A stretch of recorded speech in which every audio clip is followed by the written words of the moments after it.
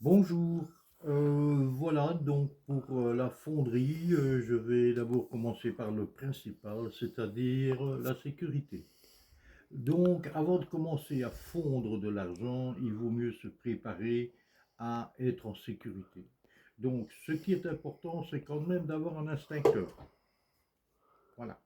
L'instincteur, lui, je vais dire, c'est un cas de catastrophe. Donc voilà. Autrement, un simple linge, voilà, comme ceci, mouillé est suffisant pour étouffer un feu. Quand je dis mouillé, tordu, vous pouvez vous en servir aussi.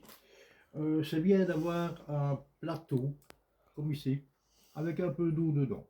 Ça vous permet de refroidir vos pièces, mais surtout si vous vous brûliez même un peu, vous pouvez plonger immédiatement votre main dedans, ce qui va éteindre ce mini incendie. Voilà.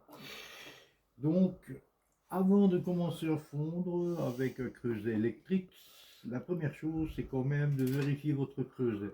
En voici un qui a participé déjà à une fonte. Il faut bien regarder le bec pour voir s'il n'est pas trop abîmé, si ça ne risque pas de casser. Ou alors ici, autour, il faut regarder, et à l'intérieur, s'il a toujours suffisamment d'épaisseur. Souvent, ici, il pourrait à un moment donné se casser et se retrouver avec l'argent fondu au fond de votre creuset et ce sera votre thermocouple qu'il faudra remplacer. Alors il faudra démonter tout dans ce cas-là. Donc il vaut mieux surveiller son creuset. Et pour le surveiller, la meilleure chose à faire, c'est d'avoir un petit carnet. Et dans ce petit carnet, je note, voilà, je prends mes notes. Et quand je mets le creuset en marche, le nouveau creuset, je comptabilise mes heures de fusion avec ce creuset. Voilà.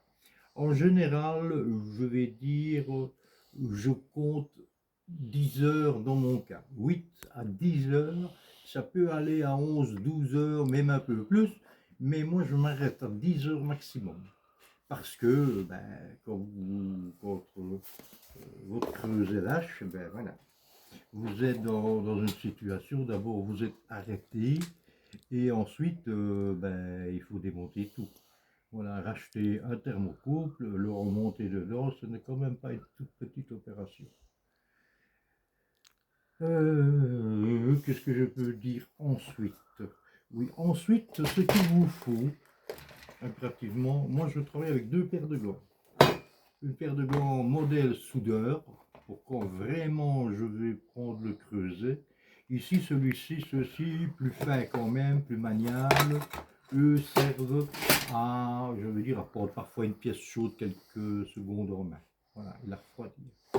Il vous faut aussi, bien sûr, un bâton en carbone pour tourner dans votre fusion, parce qu'on va y mettre du borax pour pouvoir le purifier. Les autres choses, les autres matériels, c'est plutôt du technique. Donc, prévoyez un tablier, protégez-vous les bras, les mains, protégez-vous tout, de façon à ne pas avoir de soucis. C'est la première chose à faire, c'est important. Et voilà, donc on va vous retrouver dans un moment pour une coulée.